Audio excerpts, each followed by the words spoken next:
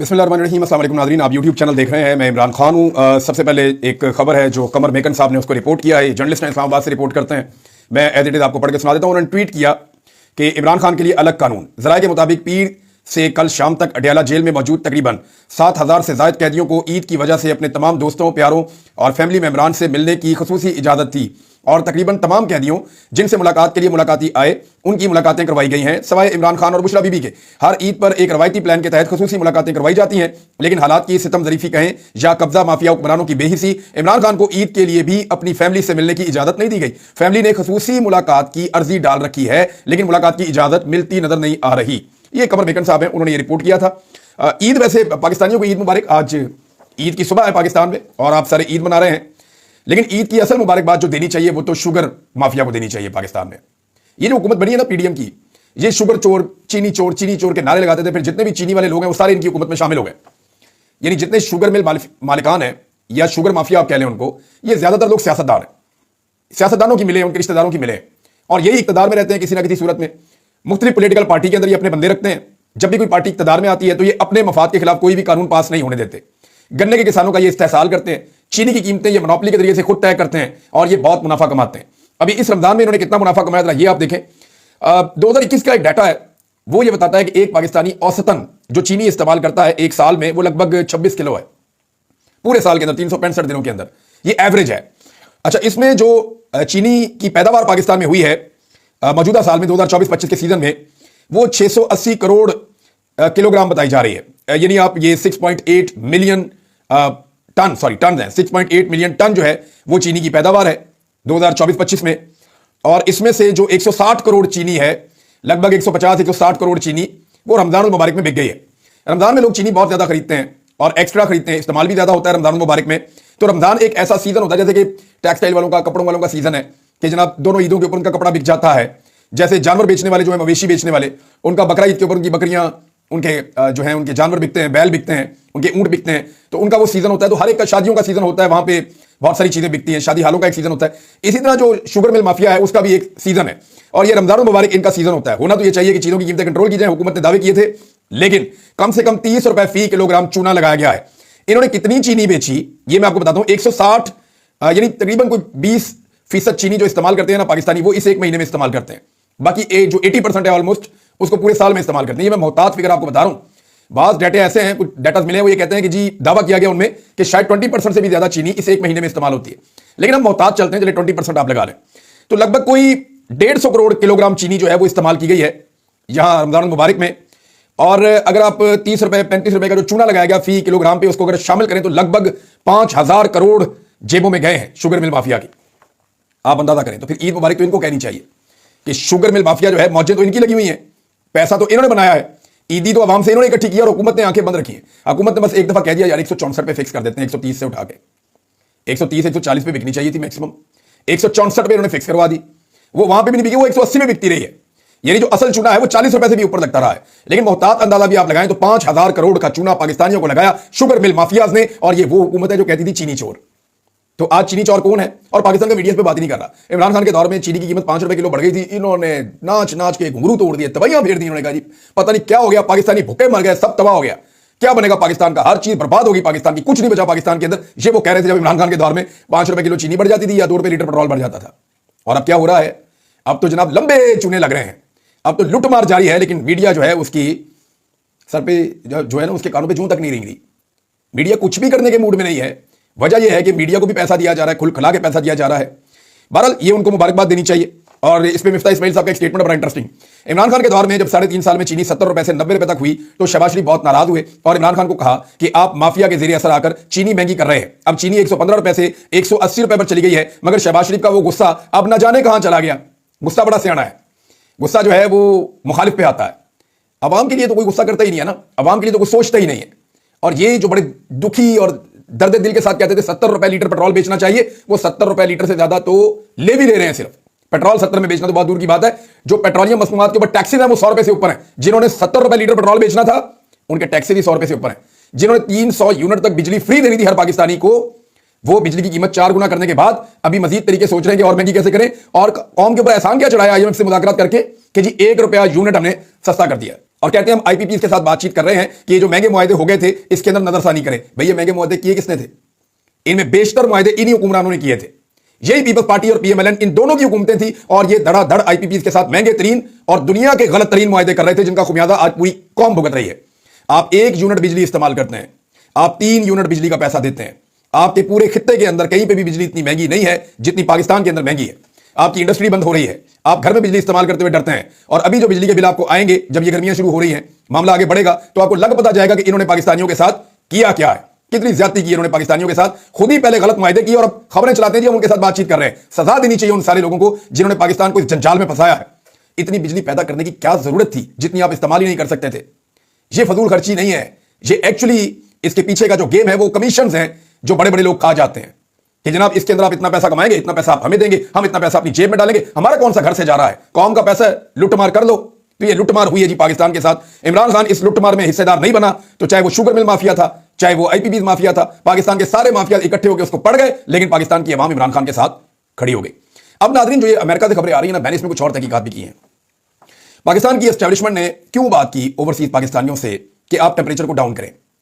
क्या ये common sense है? क्या वो 5 लोग जो आए मिलने के लिए, जिनमें से 2 लोग जाती तौर पे बड़े अच्छे ताल्लुक वाले थे एस्टेब्लिशमेंट के, या वो पहले भी एस्टेब्लिशमेंट से मिलते रहे हैं, 3 लोग नए थे जो बड़ी खुशगवार हैरत के साथ वापस गए कि हमें तो बड़ा प्रोटोकॉल मिला है, हम तो बड़े खुश हुए इस प्रोटोकॉल से।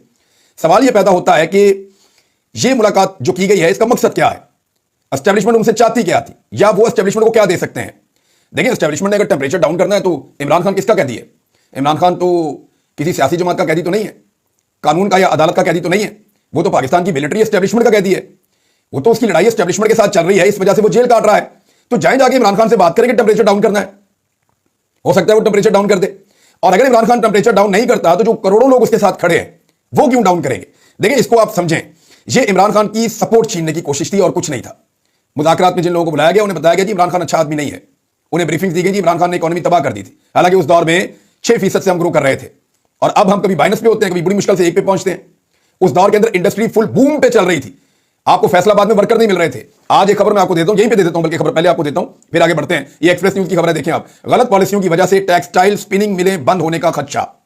ये वो मिले हैं जो इमरान खान साहब के दौर में इनको मजदूर नहीं मिल रहे थे, ये अपनी पूरी कैपेसिटी पे चल रही थी, 3-3 शिफ्टें लग रही थी, मजदूर अवेलेबल नहीं थे, लोग ओवर टाइम कर रहे थे, इतने ऑर्डर आ रहे थे पूरी दुनिया से कि धड़ाधड़ एक्सपोर्ट्स बढ़ रही थी। ये इमरान खान के दौर में हो रहा था। लेकिन अब क्या हो रहा है? कपास की काश्त और खपत बढ़ाने और रुई और सूती धागे की दरामद की बजाय कॉटन प्रोडक्ट्स की बरामदात में रिकॉर्ड इजाफे से मुतालिक तजावीज पर अमल दरामद ना होने के बायस पूरे कॉटन सेक्टर में तशवीश की लहर पाई जा रही है। ईद उल फितर के बाद मजीद टेक्सटाइल स्पिनिंग मिलें बंद होने के खदशात पैदा हो गए। इससे पहले जो है वो बहुत सारी मिलें पहले भी बंद हो चुकी हैं, बड़ी बड़ी आपकी टेक्सटाइल मिलें जो है वो काम करना छोड़ चुकी हैं, आपके लाखों लोग बेरोजगार हो चुके हैं। लेकिन एस्टेब्लिशमेंट को लगता है कि अब तरक्की हो रही है और इमरान खान के दौर में तरक्की नहीं हो रही थी। इमरान खान ने कोरोना के बावजूद पाकिस्तान को डूबने नहीं दिया और इनके दौर में तो कोई वबा भी नहीं है और उन्होंने पाकिस्तान को डबो के रख दिया। दहशतगर्दी इमरान खान के दौर में खत्म हुई, इनके दौर में दहशतगर्दी कहां से कहां पहुंच गई, क्योंकि जनरल बाजवा को शौक था कि दहशतगर्दों को वापस लेकर आना है, उनका शौक पूरा करवा दिया, इधर धमाके खत्म नहीं हो रहे और अब ड्रोन हमला भी हो गया है। अब नाज़रीन देखें, इसमें ओवरसीज पाकिस्तानियों से क्या हासिल किया जा सकता है? पाकिस्तान में इमरान खान आपके कंट्रोल में, इमरान खान से अगर एस्टेब्लिशमेंट जाके बात करे और इमरान खान साहब कोई हुक्म जारी करें या एस्टेब्लिशमेंट चीजों को डाउन करे तो शायद उनकी पार्टी उनकी बात मान ले। या ये लगता है एस्टेब्लिशमेंट को कि ये 3-4 ओवरसीज पाकिस्तानी वापस जाएंगे, बाहर जाके प्रेस कॉन्फ्रेंस करेंगे, जी आज के बाद हमने इमरान खान का साथ नहीं देना या हमने चीजों को डाउन कर देना है, इमरान खान इस सूरत में बाहर आ जाएगा छूट के। क्या लोग इस पर यकीन कर लेंगे? कोई इस पर यकीन नहीं करेगा, ना इन लोगों की गारंटी है। हुआ यह है कि एस्टेब्लिशमेंट एक्चुअली इमरान खान साहब की सपोर्ट खींचने की कोशिश कर रही है कि कम से कम लोग इमरान खान साहब को सपोर्ट करें पाकिस्तान से बाहर, और अब वो ऐसे और लोगों से भी मुलाकात करेंगे, उनको भी बहुत प्रोटोकॉल दिए जाएंगे। एक चीज और है नाज़रीन, इसमें यह है कि जो पाकिस्तान के अंदर लीडरशिप है उसमें से अक्सरियत को एस्टेब्लिशमेंट ने कुछ हद तक मैनेज किया है, यानी उन्होंने ओवरऑल कंट्रोल किया हुआ। खैबर पख्तूनख्वा की हुकूमत उनकी मर्जी के बगैर नहीं चल सकती, कोई स्टेटमेंट जारी नहीं की जा सकती। खैबर पख्तूनख्वा की हुकूमत को या हुक्मरानों को सियासत करने की इजाजत तो है, लेकिन प्रैक्टिकली वो बड़े इकदाम नहीं उठा सकते। जितनी भी बड़ी बड़ी ट्रांसफर और पोस्टिंग हैं उसके इख्तियारात वज़ीर आला के पास नहीं है, वो एस्टेब्लिशमेंट के पास हैं। और एक चीज तो है कि हालात अब वैसे नहीं है, लीडरशिप के ऊपर अवाम को भी उतना एतबार नहीं है। बहुत सारे लोग बहुत जबरदस्त जोर लगा रहे हैं, काम कर रहे हैं, लेकिन मैं अक्सरियत की बात कर रहा हूं। और ऐसा नहीं है कि ये लोग इमरान खान से नफरत करते हैं, लीडरशिप के लोग किसी के मफादात उसके सामने आ गए हैं, कोई ब्लैकमेल हो गया है, कोई परेशान हो गया है, किसी को खौफजदा कर दिया गया है, किसी को लालच दिया गया है, हर एक को अलग अलग तरीके से डील किया जाता है। देखिए, इमरान खान के साथ पाकिस्तान की आवाम की बड़ी तादाद खड़ी है, और यह भी मैं आपको बताऊं कि लीडरशिप भी सारी की सारी इमरान खान के साथ खड़ी है, लेकिन हर एक के अपने अपने मसाइल हैं। और उसकी वजह से कुछ लोग कंप्रोमाइज भी हैं, कुछ लोग नहीं कंप्रोमाइज, लेकिन इसके बावजूद अवाम ने जो वोट दिया था वो सबको यह कहकर दिया था कि आपने इमरान खान को वापस लेकर आना है। अवाम ने महंगाई खत्म करने के लिए वोट नहीं दिया, अवाम ने जो है वो इक्तदार करने के लिए वोट नहीं दिया, अवाम ने वजारतें लेने के लिए वोट नहीं दिया, अवाम ने सेहत, हेल्थ और तालीम के लिए, बाकी चीजों के लिए, इनके लिए वोट नहीं दिया, अवाम ने इंफ्रास्ट्रक्चर के लिए वोट नहीं दिया, अवाम ने कारखानों के लिए वोट नहीं दिया। अवाम ने वोट दिया था इमरान खान को निकालो बाहर। और पहली मरतबा ऐसा हुआ कि अवाम ने एक ही मकसद के लिए वोट दिया था कि जुल्म का बदला वोट से। इमरान खान के साथ बहुत जुल्म हुआ है, आप इमरान खान से दगा नहीं करेंगे, धोखा नहीं करेंगे, आप उसको बाहर निकालेंगे, हम आपको वोट डाल रहे हैं इस शर्त के ऊपर। यह कह के लोगों ने वोट डाला था। लोग अपनी मर्जी से खुद आए थे, ये तो अपने हल्कों में नहीं निकल सकते थे। अब ये सारे इक्तदार के चक्करों में है कि जनाब मैंने ये भी ठीक करना, ये भी ठीक करना, ये भी ठीक करना, ये भी ठीक करना, लेकिन जिस मकसद के लिए अवाम ने वोट दिया उस तरफ ये बढ़ते ही नहीं है। आज तक एक भी एहतजाज, मैं बड़े एहतजाज की बात करूं, छोटे मोटे तो होते रहते हैं। आलिया हमदा साहब बहुत सारे एहतजाज कर रही है, पंजाब में अभी भी हुए, चांद रात पे बहुत एहतजाज हुआ, गुज़िश्ता रात बहुत सारी जगहों पे मुजाहरे किए गए, पाकिस्तान तहरीक इंसाफ के लोग निकले, कहीं 100, कहीं 50, कहीं 200, कहीं 400, बस इतने छोटे मोटे एहतजाज होते रहे।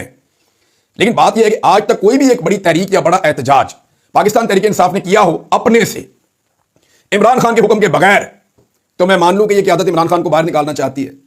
सादी बात है ना। क्या आपने सुना कि अली अमीन गंडापुर ने अनाउंस कर दिया इस बात को कि मैं इमरान खान को बाहर निकालूंगा, मैं एहतजाजी तहरीक चला रहा हूं, परसों से शुरू हो जाएंगे या 10 दिन बाद शुरू हो जाएंगे या 1 महीने बाद शुरू हो जाएंगे? नहीं, इमरान खान साहब हुक्म देते हैं कि आप एक नई तहरीक शुरू करो, और ये सारे इस चक्कर में लग जाते हैं कि इमरान खान को मना कैसे करें, डेट आगे कैसे करवाएं, हम पीछे कैसे रुक जाएं, हम चीजों को डिले कैसे करवाएं। ये सबको पता है कि कौन कौन कितना घबराहट का शिकार होता है उस वक्त।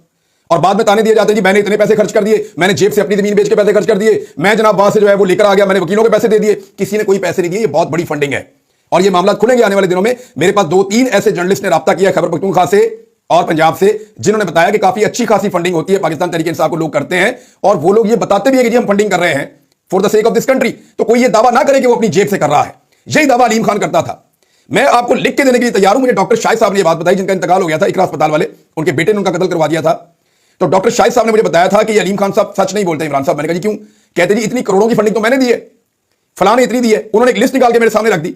उन्होंने कहा लाहौर जलसे के अंदर टोटल खर्चा इतना था, डबल पैसे इकट्ठे हुए थे।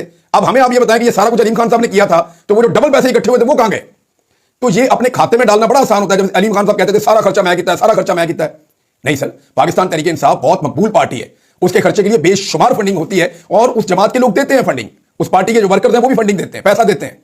तो इस तरह जो है वो बहुत सारा पैसा अभी भी इकट्ठा होता है। ऐसा नहीं है कि ये पहले ही होता था। कोई ये ना कहे कि वो जाती एहसान कर रहा है पैसा खर्च करके और उसको बार बार गिनवाया जा रहा है कि जाती जेब से दिए जा रहे हैं, ऐसा नहीं है। हाँ, कुछ लोग जेब से पैसा भी खर्च करते हैं। खदीजा शाह साहब ने बहुत पैसा अपनी जेब से खर्च किया, कुछ और लोग भी हैं। मेरे ख्याल में नाम लूंगा तो जो लोग रह जाएंगे वो लोग फिर कहेंगे जी हमारा नाम नहीं लिया।